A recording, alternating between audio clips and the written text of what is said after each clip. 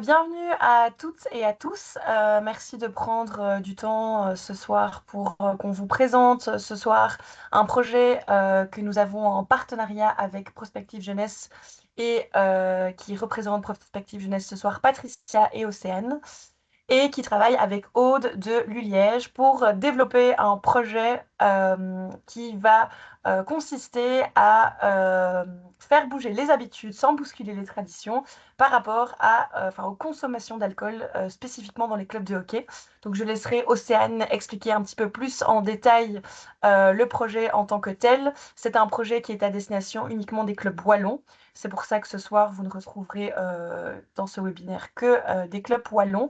Et c'est un projet qui pour nous est important parce que au niveau de Hockey Wallonie-Bruxelles, c'est une thématique qui est importante pour nous de pouvoir la traiter. Nous savons que dans les clubs, parfois on se retrouve un petit peu impuissant par rapport aux différentes consommations d'alcool. Ça va vous être répété beaucoup de fois ce soir, mais on n'est absolument pas là pour juger ou pour être moralisateur par rapport aux consommations d'alcool, ce qui va être très important par rapport à notre projet. Et du coup, je vais laisser Océane vous présenter le projet. Si vous avez des questions, je vous propose de les mettre dans le chat et qu'on y réponde à la fin. Mais pour éviter de les oublier, n'hésitez pas à les mettre directement quand vous en avez. Et comme ça, on pourra y répondre tous ensemble. Merci. Bonsoir, merci Zoé. Je vais tenter de vous partager mon écran. On a fait un test, c'était plus ou moins concluant. Est-ce que vous voyez bien mon écran? Oui. C'est parfait, oui. Super. Donc, comme disait Zoé, donc là ce soir on est là pour vous parler du projet Sans Pression, donc qui est un projet qui est né à la base suite à un appel à projet pour travailler sur la littératie en santé des jeunes avec l'objectif de leur permettre de mieux savoir pour mieux choisir leur comportement. On avait déjà réalisé, enfin Prospective Jeunesse avait déjà réalisé un projet à Linkebeek avec du coup un autre club de hockey à la demande des parents par rapport à la question justement de la consommation chez les jeunes. Et donc on s'est rendu compte qu'en fait d'autres clubs pourraient bénéficier de cette démarche et que ça pourrait être vraiment intéressant qu'on l'applique plus largement. Je suis désolée, je ne vous vois pas du tout, donc s'il y a des mains qui se lèvent, Zoé ou Patricia, je vous laisse me le dire. T'inquiète pas, on s'en charge. Alors, l'objectif ici, c'est, comme disait Zoé, c'est vraiment pas d'avoir une démarche moralisatrice. On est là pour faire de la prévention, mais vraiment mise en place sur les actions de promotion de la santé, avec l'objectif de permettre finalement de donner du pouvoir d'action aux jeunes et aux collectivités pour qu'ils et elles puissent finalement consommer de manière plus consciente, avec du coup l'objectif de permettre aux clubs d'avoir une meilleure approche sur comment finalement aborder toutes ces thématiques avec les jeunes, parce qu'on sait que parfois ça peut poser problème dans certains clubs, et ça peut poser problème en troisième mi-temps. Donc, nous, c'était important pour nous de pouvoir travailler sur ces questions-là. Alors, on a décidé de travailler avec les 29 clubs de hockey wallon, et on a inclus celui du Luxembourg parce qu'on sait qu'ils jouent beaucoup avec vous. Donc, voilà, pour ne pas les laisser tout seuls au Luxembourg, on s'est dit qu'on allait les mettre quand même dans les 29. Et donc, l'idée, ce serait de pouvoir travailler vraiment en partenariat. Donc, on va à aucun moment vous imposer de prendre part au projet, ni d'être des Kobe. On vous expliquera ça plus tard. Mais donc, voilà. Donc, c'est finalement toute la Wallonie. Alors, pour introduire, on a décidé de travailler sur la question des jeunes parce qu'on s'est rendu compte que l'âge d'entrée des jeunes dans la consommation, c'est entre 13 et 16 ans. Et donc, entre 13 et 16 ans, il y a plus de, finalement, il y a finalement plus de 50% des jeunes qui ont déjà consommé de l'alcool. C'est la petite flèche bleue. Et donc, puisqu'on se rend compte que dans le milieu du hockey, c'est beaucoup de jeunes qui consomment en troisième mi-temps, on s'est dit, voilà, ça a du sens pour nous de travailler sur ces questions-là. D'autant qu'on s'est rendu compte que dans les sports collectifs, la tendance à la consommation problématique est 2,5 fois plus élevée que celle des jeunes qui ne pratiquent pas de sport collectif, notamment parce qu'il y a une valorisation implicite de l'alcool qui se met en place dans certaines traditions sportives. J'en parlais juste avant, mais il y a la question de la troisième mi-temps, et notamment l'aspect, une troisième mi-temps, c'est censé être convivial, mais en même temps, il peut y avoir de la pression de la part des autres de l'équipe de se dire, mais on met un maître, pourquoi toi tu bois pas? Et donc, Du coup, c'est aussi un endroit où les jeunes ont parfois des difficultés pour pouvoir finalement dire non et exprimer leurs limites. Et donc, on a repris des citations qui ont été publiées par Le Soir en 2025 sur le fait que parfois, on ne fait pas partie du groupe si on ne boit pas et qu'on finit souvent bourré en fin de soirée. Alors, on en parlait, nous, l'idée, c'est de vraiment approcher ce projet sous l'angle de la SNA. Donc, la SNA, Aude l'expliquera juste après. Mais c'est une démarche de psychologie sociale qui vise en fait à corriger les normes qui sont perçues de manière erronée pour, du coup, pouvoir permettre aux jeunes de pouvoir, en fait, finalement, se rendre compte que la norme qu'ils imaginaient n'est pas tout à fait celle avec laquelle ils fonctionnent. Et donc, on a décidé d'employer cette technique parce qu'à l'adolescence, on se rend compte qu'il y a vraiment beaucoup de conformité sociale. C'est le moment où on se crée en tant qu'individu, et donc le groupe est vraiment un repère essentiel. Et on a tendance à vouloir y correspondre le plus possible. Donc, on va être beaucoup plus sensible aux normes et on va percevoir la norme majoritaire comme étant beaucoup plus influente. Parce que l'idée, c'est de ne pas être différent en fait, des autres. Et ce qu'on entend ici par norme, c'est l'ensemble des règles communes de comportement qui sont établies par et pour les membres d'un groupe social. Alors, on s'est aussi rendu compte, en parlant de normes, que donc il y a eu une étude qui a été faite au niveau européen entre 2018 et 2021, notamment sur la SNA. Et donc, on s'est rendu compte que les jeunes ont tendance à surconsommer la consommation de leur père. Et la surconsommation va varier en fonction de différents facteurs. Donc, on se rend compte que finalement, les femmes surestiment plus les comportements de leur père que les hommes, et que l'âge auquel la surestimation est la plus importante, c'est entre 16 et 18 ans. Voilà, Aude, je ne te vois pas, je te laisse... Oui, je vais effectivement prendre le relais pour expliquer l'approche par les normes sociales. Donc, Océane l'a déjà introduit. L'idée qu'il y a derrière cette approche issue de la psychologie sociale, c'est le fait d'interroger les normes ambiantes dans un groupe. En tant qu'être humain, on fait tous partie d'un groupe social, qu'il soit plus ou moins grand, qu'il soit plus ou moins important pour nous. Et qui dit groupe social, dit normes qui vont régir notre comportement, qui vont en tout cas le guider. Et étant donné que l'être humain est un animal social, l'envie de cet animal social, c'est de faire partie du groupe et certainement pas d'en être exclu, et certainement pas d'en être mis sur le côté. Et pour pouvoir faire partie de ce groupe, être accepté par le groupe, évidemment, la meilleure façon, c'est de suivre les règles tacites qui sont liées à ce groupe. Et donc, la SNA, qu'est-ce qu'elle va faire? Elle va prendre en compte ces normes, elle va aller les interroger, elle va aller les questionner en se disant, bah, tiens, quelle est la norme dans ce groupe et est-elle plus ou moins proche de la réalité? Le postulat de base qu'on va avoir au niveau de l'approche par les normes sociales, c'est que on croit ce que l'on croit que les autres font vont influencer nos comportements. Si je pense que dans mon groupe, la consommation d'alcool moyenne est de 6 verres par soir ou par occasion, eh bien, moi, dans ma consommation, je vais me sentir légitime d'aller boire jusqu'à au moins 6 verres en me disant, bah, de toute façon, les autres font comme ça. Je vais me sentir légitime dans ma consommation, mais je vais peut-être aussi me sentir obligée de boire à certains moments parce que je perçois que c'est une norme qui fait partie du groupe et que je dois m'y conformer si je veux également faire partie du groupe.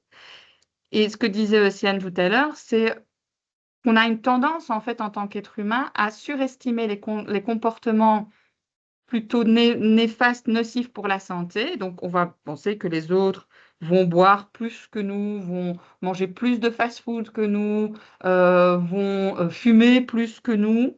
Et on va avoir tendance à sous-estimer l'adoption des comportements plutôt positifs pour la santé. Et on va dire, bah, moi, je fais plus de sport que les autres, moi, je bois plus d'eau, je mange plus sainement que les autres. Et ça, c'est quelque chose, c'est un comportement tout à fait humain. Et on sait que lorsque l'on surestime un comportement, on a alors tendance à mettre en place ce comportement de manière plus régulière, vu qu'il y a une sorte de légitimisation, pardon, de notre comportement, ainsi qu'une envie de se conformer au groupe. Et quand on parle de normes, ici au niveau de la norme sociale, on a deux types de normes. On a les normes descriptives, qui sont ce que l'on pense que les autres font réellement. Donc moi, je pense que les personnes de mon âge boivent entre 4 et 6 bières par soirée. Ça, c'est une norme descriptive. Donc c'est une sorte de description de la réalité qu'on perçoit.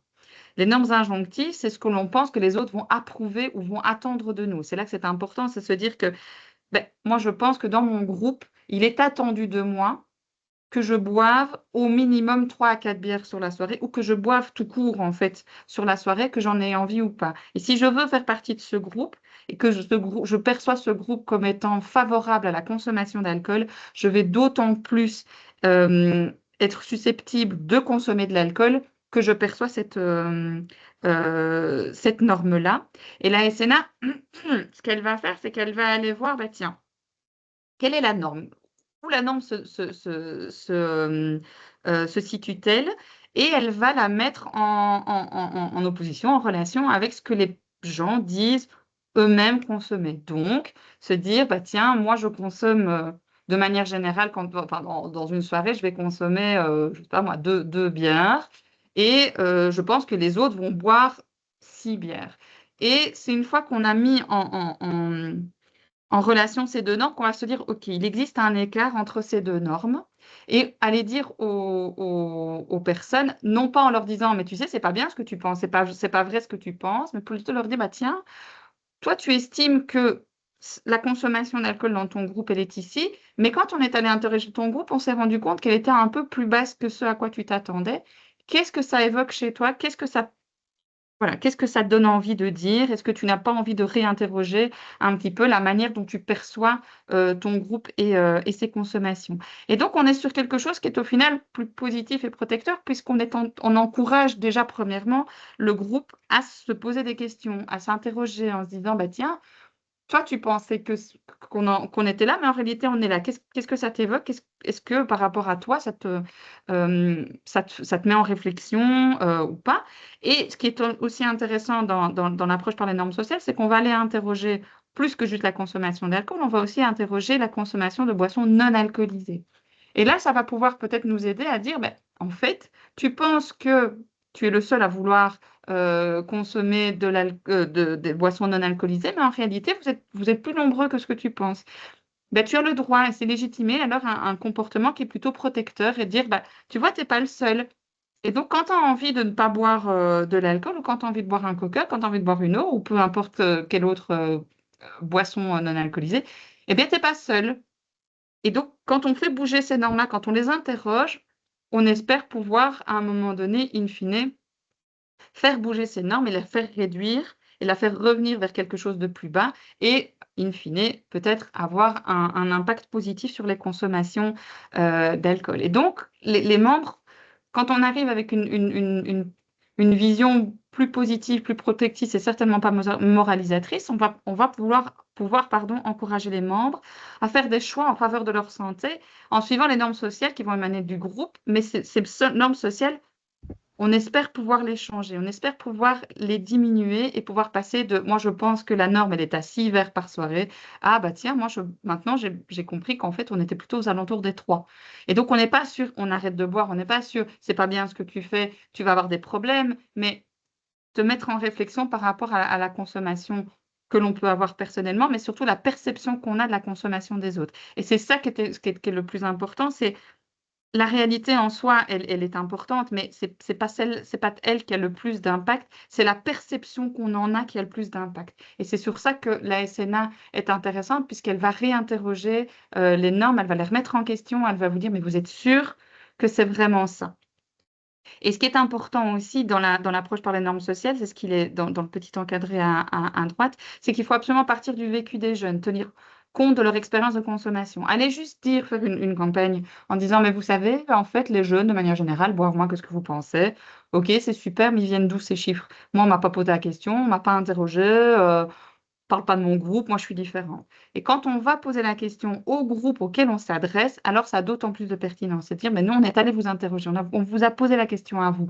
Et les personnes se souviennent qu'on leur a posé la question. Et donc, ce n'est pas un message qui émane d'une autorité ou voilà, d'une instance beaucoup plus haute, que ce soit les parents, que ce soit les autorités du club, etc. Non, c'est entre nous, c'est les personnes les plus proches de nous, ce sont nos pairs, ce sont les personnes qui nous ressemblent le plus en fait. Et le message donc ne vient pas d'en haut, mais vient de, d'à côté, en fait, des personnes qui me ressemblent, qui sont comme moi. Et c'est ça qui est important. Et c'est pour ça que c'est important de pouvoir aller les interroger. On peut passer à la suivante. Et donc, les objectifs, évidemment, la première chose ici qui est importante en l'utilisation de la norme sociale, c'est d'aller comprendre comment les jeunes perçoivent la consommation d'alcool dans leur club. Et donc, la perçoivent. À quel point est-ce qu'ils la perçoivent comme étant proche de la réalité ou est-ce que l'écart est vraiment important? Et ça va nous permettre alors de comprendre comment les jeunes vont percevoir la consommation aussi de boissons non alcoolisées. Je l'ai dit juste avant, on ne va pas faire un focus uniquement sur l'alcool, on va également faire un focus sur les boissons non alcoolisées pour peut-être utiliser ce qu'on appelle la norme minoritaire en disant, mais vous êtes environ un tiers à ne pas boire ou à ne pas vouloir boire. Mais ce tiers est de plus en plus gros. Et donc, peut-être prendre le train en marche en disant, ben voilà, vous avez aussi le droit de ne pas boire et vous n'êtes pas seul à ne pas vouloir le faire. Ça va permettre aussi d'objectiver les pratiques réelles et donc de remettre à nouveau en question, de repenser les perceptions qu'on peut avoir et pouvoir se dire, mais attention, ça c'est une perception, ce n'est pas la réalité. Ce qui, on espère, va nous permettre de réduire les écarts entre les croyances et la réalité.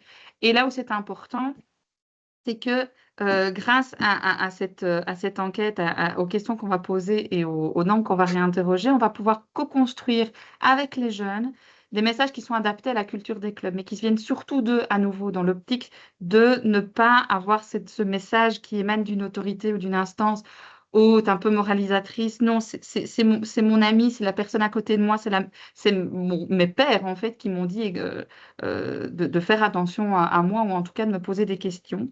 Et alors, on espère évidemment pouvoir favoriser des environnements qui sont plus cohérents, sécurisants et surtout alignés avec les valeurs du hockey.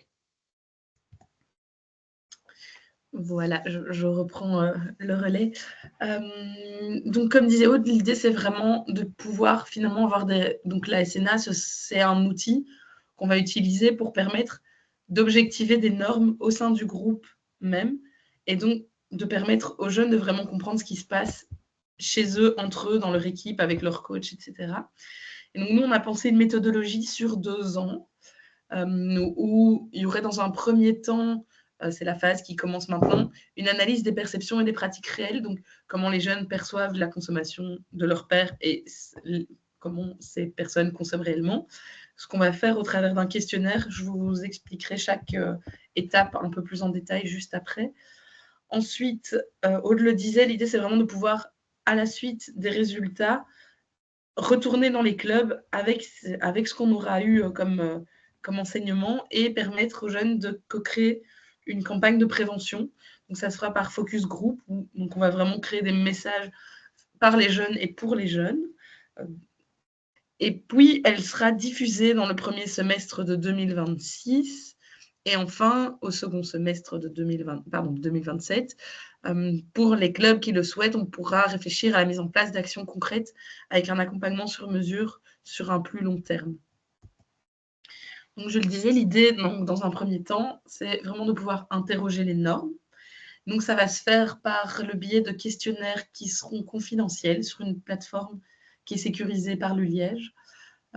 Et donc, on a décidé que notre échantillon, ce serait des joueurs de 14 à 45 ans. Alors, pourquoi 14 à 45 ans quand je dis juste avant qu'on veut analyser la consommation d'alcool chez les jeunes? Parce que, en fait, il y a des jeunes de plus de 16 ans qui jouent avec des personnes qui ont plus de 25 ans. Et donc, on s'est dit que ce serait trop limitant que de laisser toutes les personnes qui jouent avec des jeunes de plus de 16 ans ne pas répondre au questionnaire. Et donc, on a décidé d'inclure toutes les catégories à part Ladies, Gents et Master.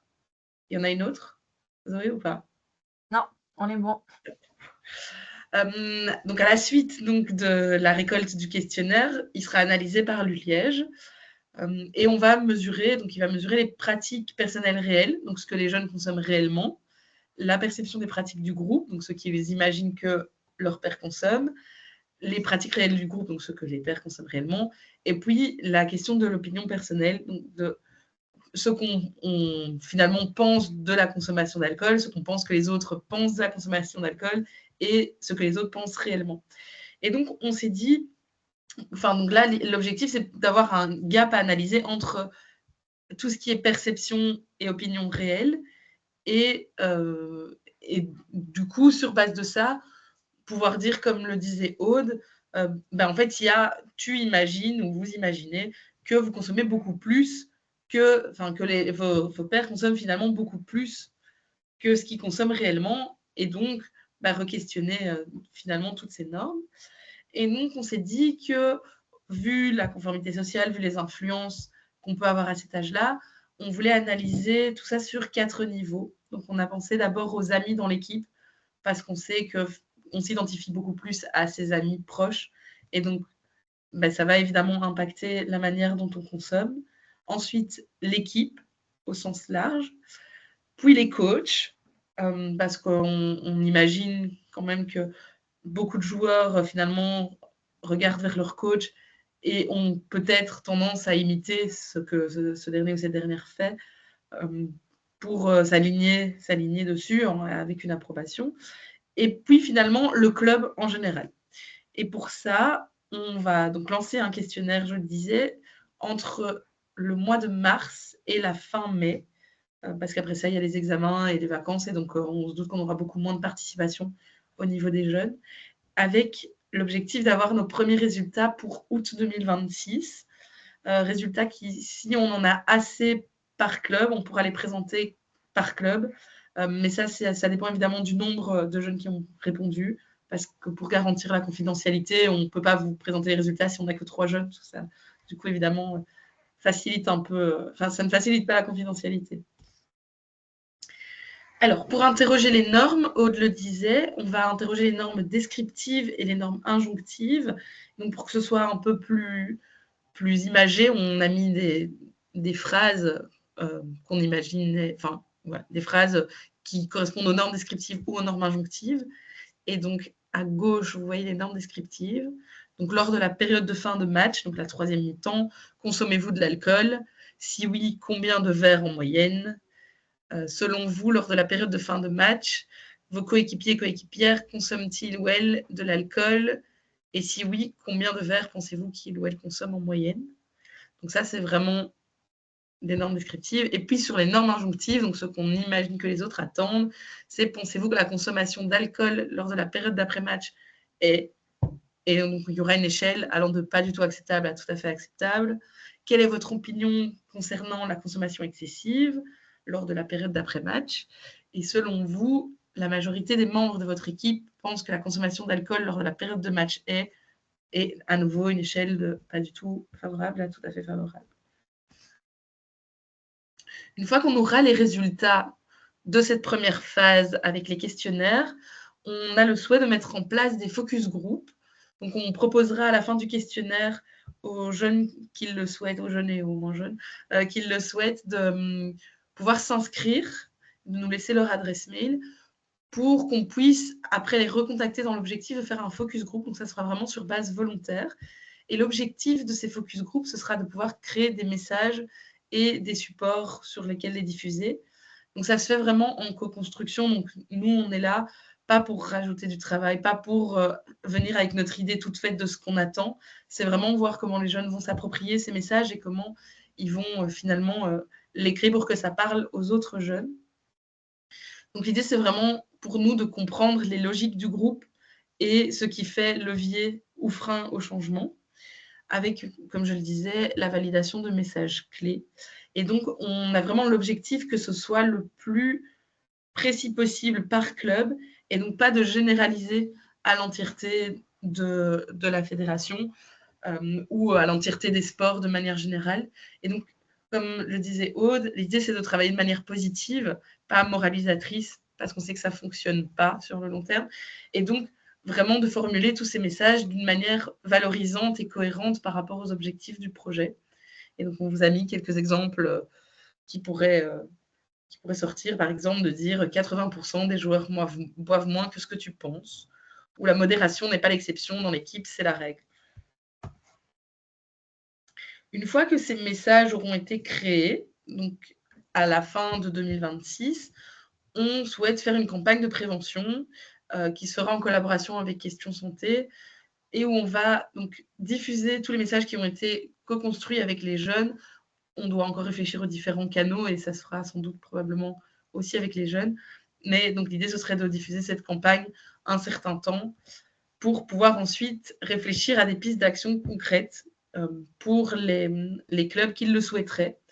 Donc ce sera un accompagnement sur mesure, club par club, qui se fera entre mars et juin 2027. Et donc, ça se fera à nouveau sur base volontaire avec un accompagnement pour réfléchir aux pistes d'action. Donc, ça pourrait être, par exemple, des rituels alternatifs, des ambiances festives maîtrisées, renforcer les rôles des référents et référentes éthiques, de mettre en place des supports pour les staffs pour aider par rapport à la consommation. Et à terme, on a l'objectif que ce projet pilote puisse s'étendre à d'autres sports pour mettre en avant finalement cette approche positive et protectrice par rapport à la consommation.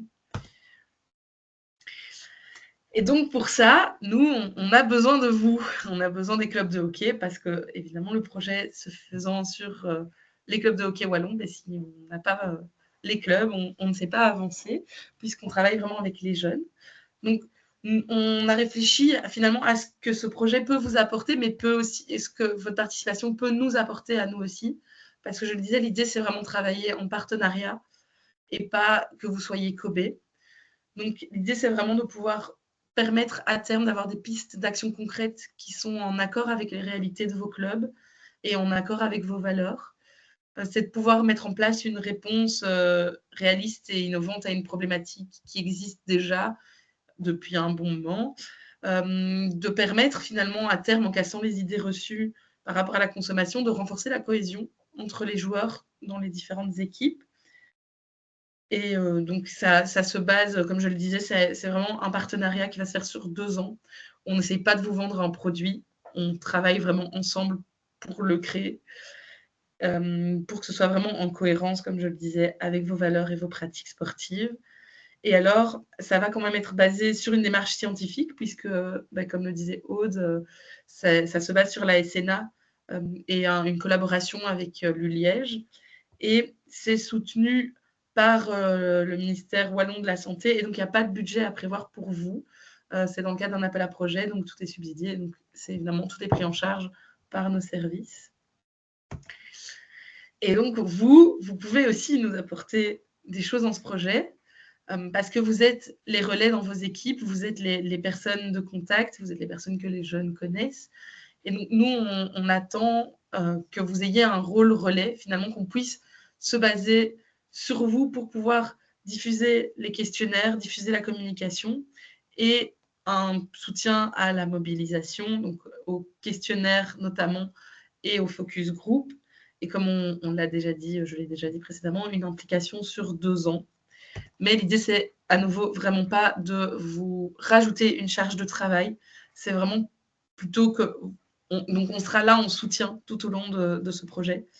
Et donc, l'idée, c'est vraiment plus de pouvoir vous avoir comme partenaire relais, comme partenaire au sein des clubs. Et voilà. Je pense que j'ai tout dit. Alors, il y a une question dans le chat de Vincent, donc de Neupré. Y a-t-il un nombre minimum de joueuses et joueurs pour que l'enquête, l'étude et les conclusions soient valables? Aude, tu veux répondre? Oui, un maximum. Puis on a mieux c'est. En gros, les statistiques permettent de faire quelque chose et de donner des résultats précis à partir du moment où on a un échantillon qui est suffisamment grand, suffisamment représentatif. Et comme l'a dit Oriane, oui, pardon, pas Oriane, Océane, pardon, j'ai une Oriane dans mon autre boulot, excusez-moi.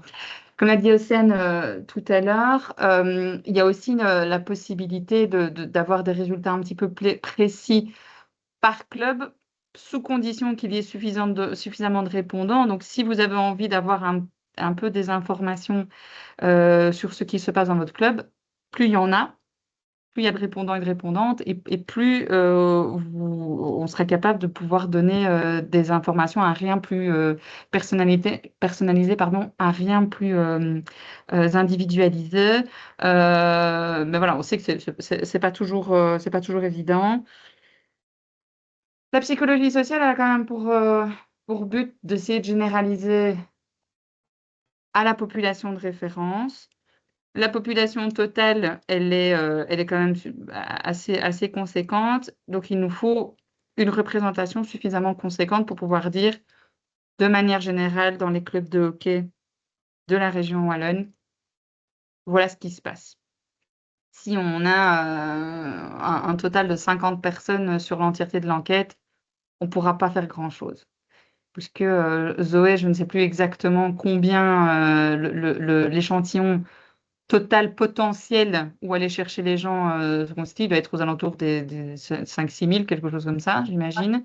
C'est pour Eh ça. bien, si on en a 50 sur 5-6 000, c'est absolument pas représentatif. On sait pas en faire grand chose, en fait. Donc, c'est pour ça qu'on a besoin de votre aide, donc on a besoin de votre mobilisation et de votre rôle de relais pour pouvoir motiver tout en sachant que la participation doit rester évidemment libre, éclairée et complètement volontaire, mais pouvoir se dire, voilà, c'est quelque chose d'important, c'est quelque chose qui touche tout le monde et si on souhaite pouvoir effectivement dire quelque chose par rapport à ça, on est obligé d'avoir du monde, quoi. Je me permets d'intervenir si je peux. Bien sûr. Vous m'entendez? Mhm. Oui, mais en fait, je pose la question parce que bon, on est prêt à un jeune club. On n'a pas malheureusement d'équipe de jeunes pour l'instant. Donc les 14-18 sont très très peu représentés. On a une équipe dames, une équipe hommes en formation. Donc on n'aura pas énormément de réponses. Je crois qu'on aura peut-être une cinquantaine au maximum de réponses. Et c'est pour savoir si au niveau du club, s'il y a maintenant une analyse qui est faite au niveau du club, est-ce que si on a une vingtaine, quarantaine de réponses, est-ce que c'est suffisant pour tirer des conclusions ou bien est-ce que ce ne sera pas suffisant?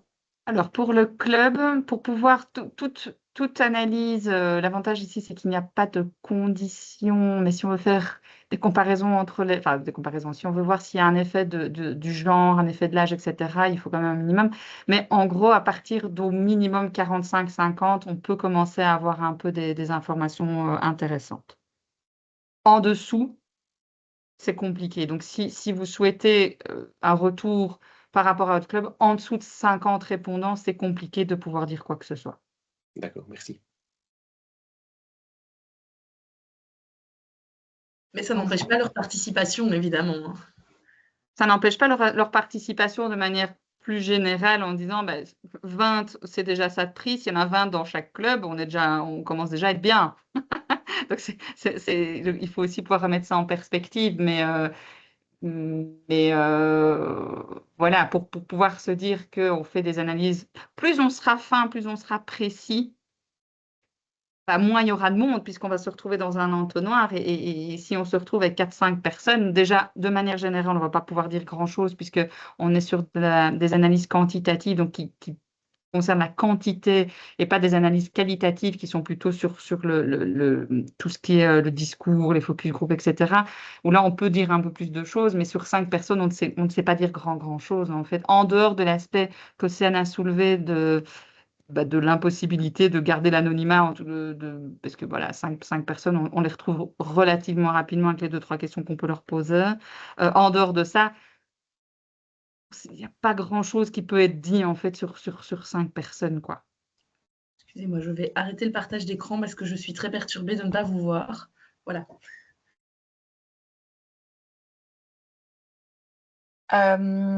Et du coup, Vincent avait mis ensuite, il serait intéressant d'obtenir des actions et campagnes proactives auprès des jeunes et moins jeunes. Oui, en fait, c'est pour savoir simplement si dans vos conclusions suite à l'analyse et aux analyses des résultats, est-ce qu'il y aurait moyen, ou est-ce que c'est prévu d'avoir des actions proactives, pouvoir préparer en fait les jeunes à la non-consommation d'alcool après les matchs, etc., etc. Est-ce que c'est prévu ou pas du tout? Je, je peux répondre, Sen. Qu'est-ce que vous entendez, juste pour bien comprendre, par action proactive?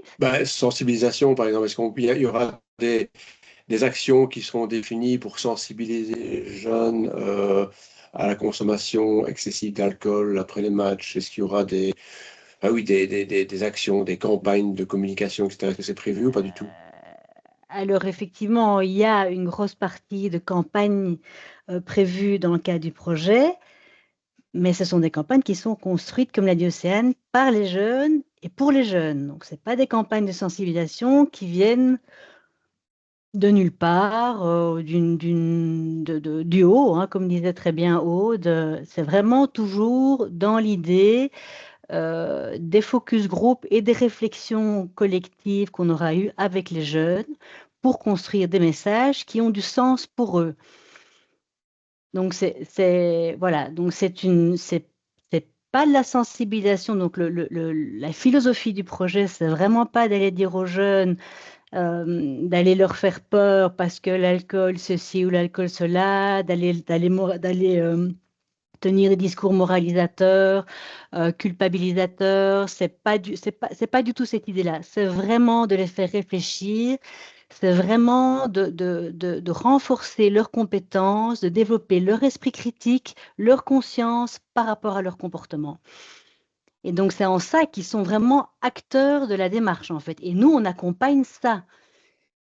Finalement, on ne fait qu'accompagner, guider les jeunes dans cette réflexion avec quelque chose qui sortira de l'enquête comme impulsion de départ, mais ça n'est pas non plus la principale, voilà, le principal élément du projet. C'est vraiment de dire, on va constater un écart, comment est-ce qu'on peut transformer cette observation en message positif, protecteur et quelque chose vraiment qui a du sens pour les jeunes. C'est pour ça qu'on va travailler avec eux au départ de ces écarts. C'est-à-dire, comment est-ce que vous diriez les choses? Qu'est-ce que ça vous évoque? Qu'est-ce que vous apprenez? Qu'est-ce que vous laissez derrière vous? Qu'est-ce que vous avez envie de partager? Et c'est vraiment ça l'idée du projet. Et donc, c'est pas de venir avec des discours descendants, mais vraiment partir de comment eux vivent la démarche. Merci. Et alors, la question suivante, j'enchaîne, Zoé, par rapport à un Ford Rogue. Alors, je ne sais pas si la question est posée parce que je sais que sur un territoire, un Ford Rogue a reçu, dans le cadre du même appel à projet, a reçu un financement. Voilà, c'est ça.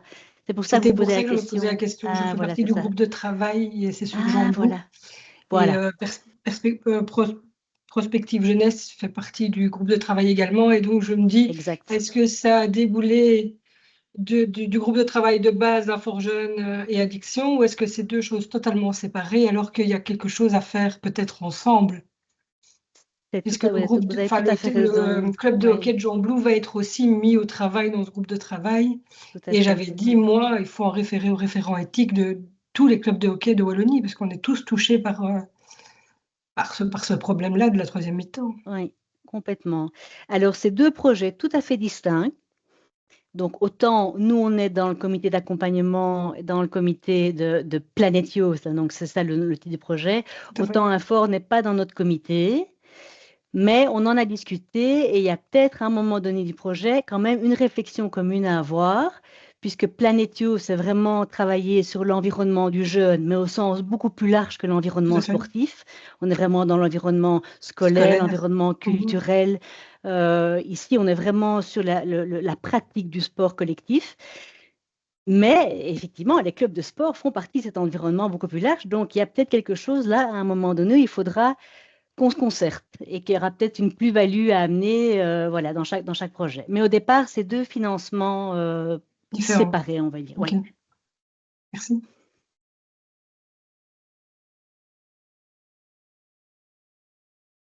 Est-ce qu'il y a d'autres questions?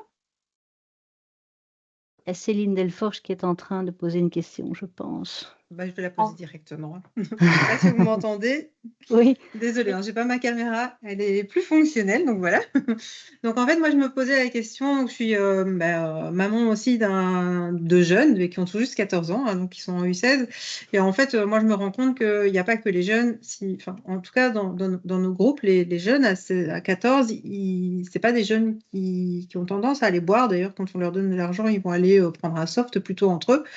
Mais c'est plus le comportement des parents qui sont sur le bord du terrain et qui, eux, ont tendance à prendre l'apéro quand c'est aux heures de l'apéro, et donc qui donnent un peu quelque part cette mauvaise image aussi, ou en tout cas ce fil conducteur que les enfants pourraient suivre par la suite. On me demandait si justement ces parents allaient être quelque part pris en compte dans cette enquête aussi, parce qu'on parle beaucoup de l'équipe, des copains, mais il y a tout le côté aspect familial qui est là autour aussi.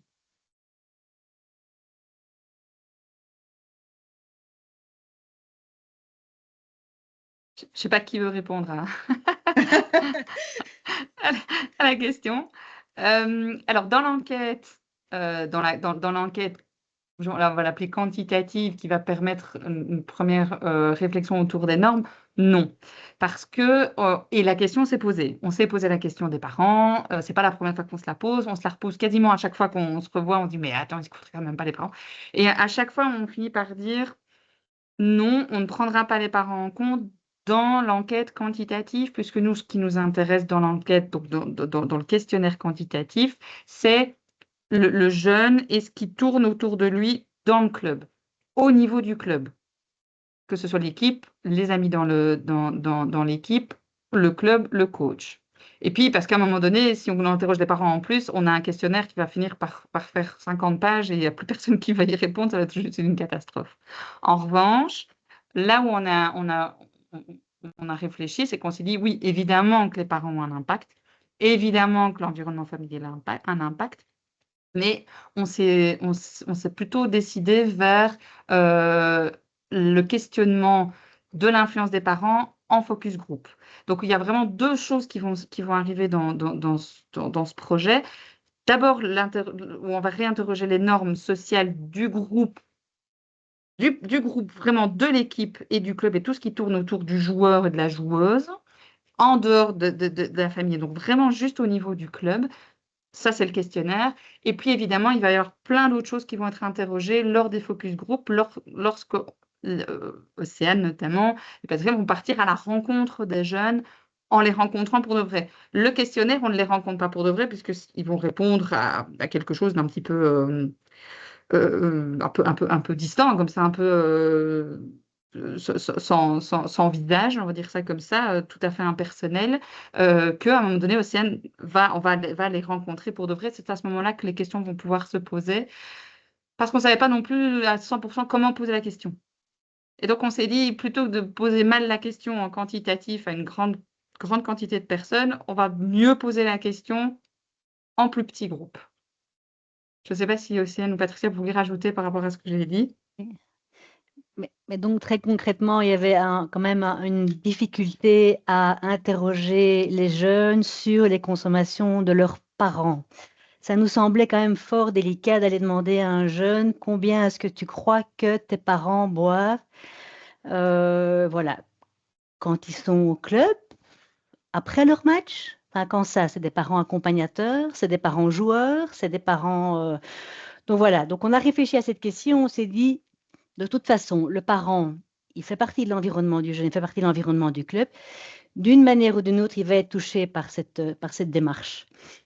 Notamment aussi parce que pour les mineurs, il y a toute cette, on n'en a pas parlé ici, mais il y a quand même cette idée de donner en tant que parent son consentement pour que les jeunes mineurs d'âge puissent répondre à ce questionnaire. Et donc là, il y a un mécanisme que Aude peut mieux expliquer que moi, qui impose quand même un email parental qui permet aux jeunes de répondre à l'enquête. Et donc, ils vont quand même être touchés. Enfin, je veux dire, voilà, ça va quand même susciter leur intérêt. Et après, si on travaille sur des messages qui vont être, je ne sais pas, affichés ou des campagnes qui vont être de manière plus ou moins permanente dans le club, les parents vont y être exposés. Donc, ça va susciter de la réflexion, ça va susciter des discussions avec les jeunes. Donc, les parents vont être acteurs, mais pas répondant au questionnaire. Sauf s'ils jouent dans une équipe avec des jeunes de 16 ans. Exact. Alors, ils vont répondre. Ouais.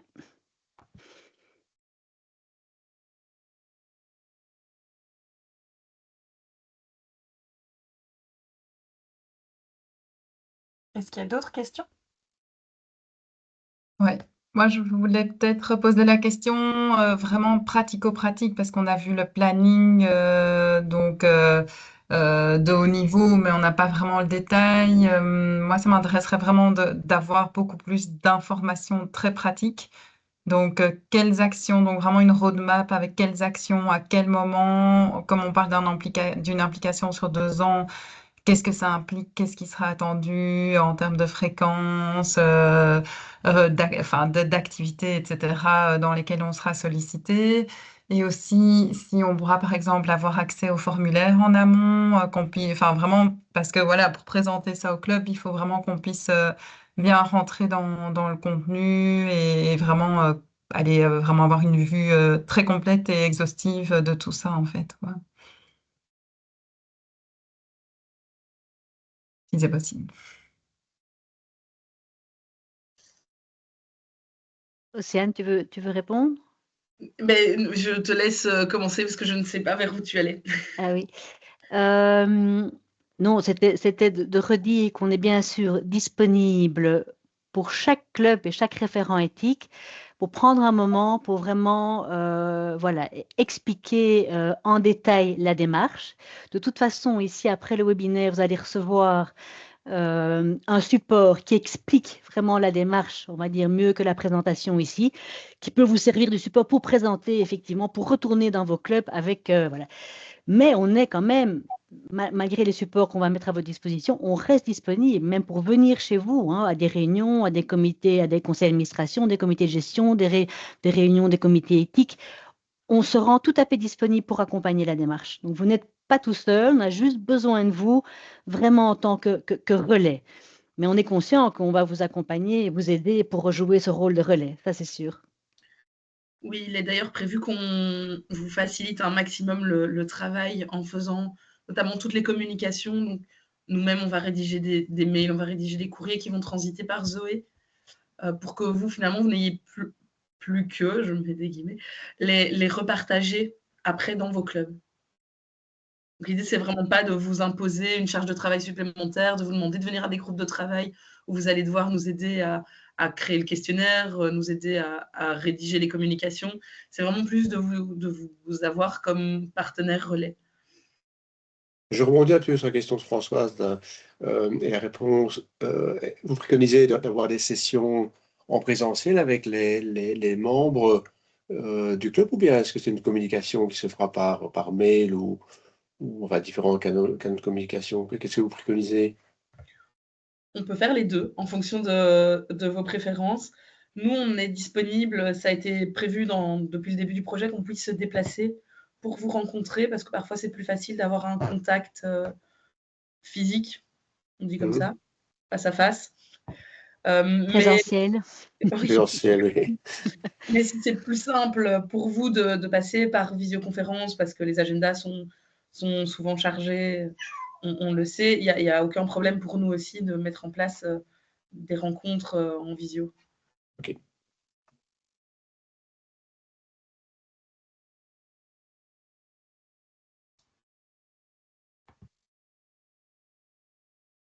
Est-ce que l'un ou l'une d'entre vous a encore des questions? De toute manière, c'est ce que je disais au départ.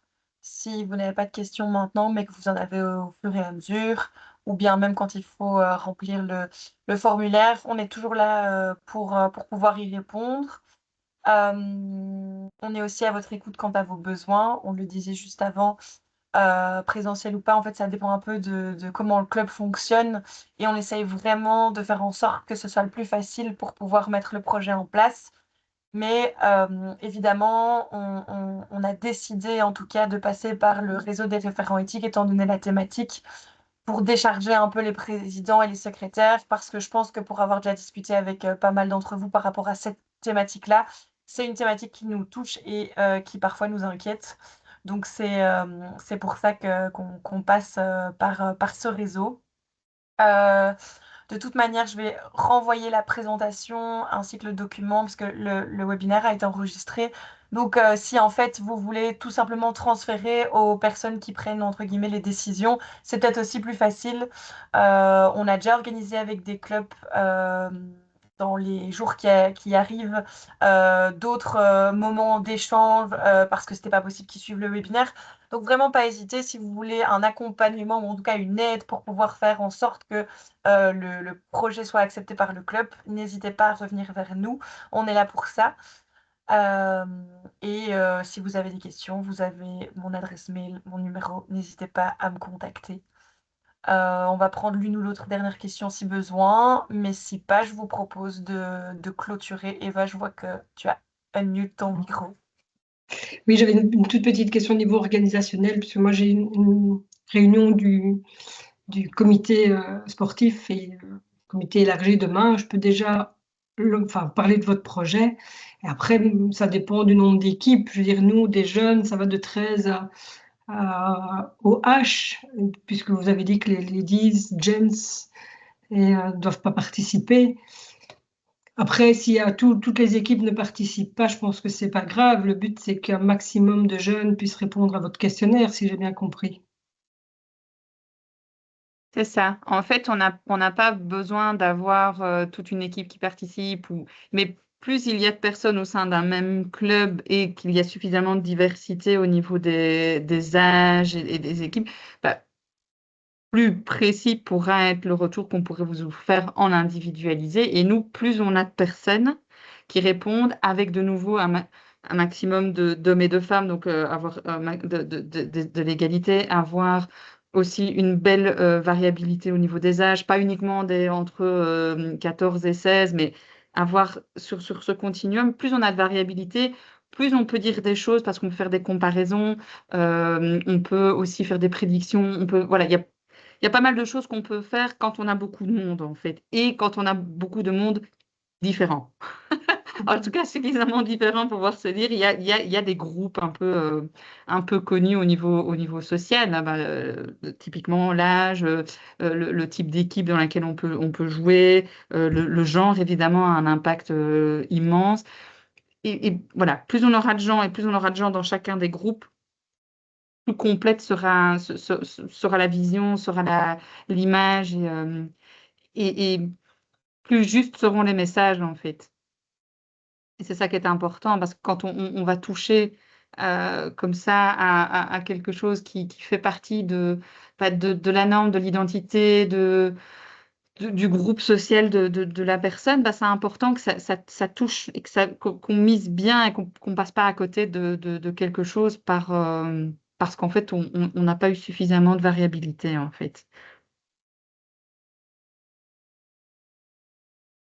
J'avais également une toute dernière question. Tiens, cette démarche, elle est récurrente. Est-ce que vous allez attendre vraiment le résultat de fin 2027 pour dire on va recommencer en 2028 ou est-ce que c'est vraiment un one-shot? Comment ça va se passer en fait?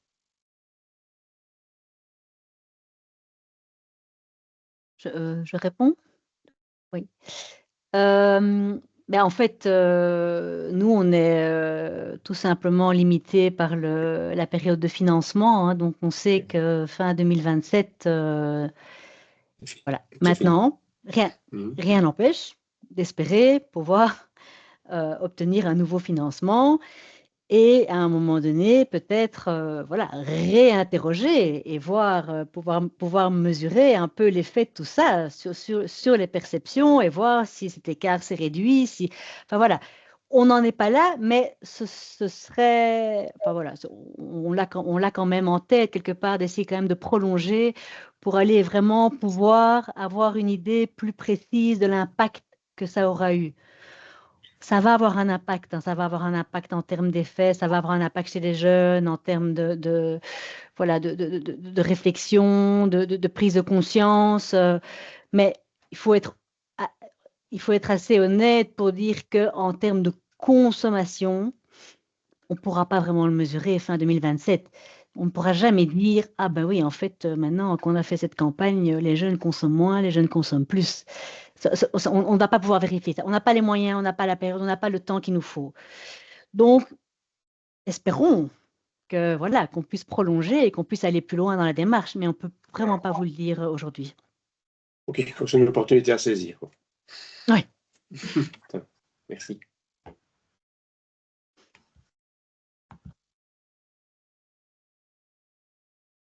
D'autres questions? Je vous propose de clôturer maintenant. Merci en tout cas d'avoir pris le temps ce soir pour écouter ce qu'on voudrait faire avec ce projet. N'hésitez pas si vous avez besoin et je vous retrouve très bientôt. Tous les référents éthiques que je vois ici et aussi quelques présidents. Merci, bonne soirée. Merci beaucoup. Merci beaucoup. À bientôt. Merci.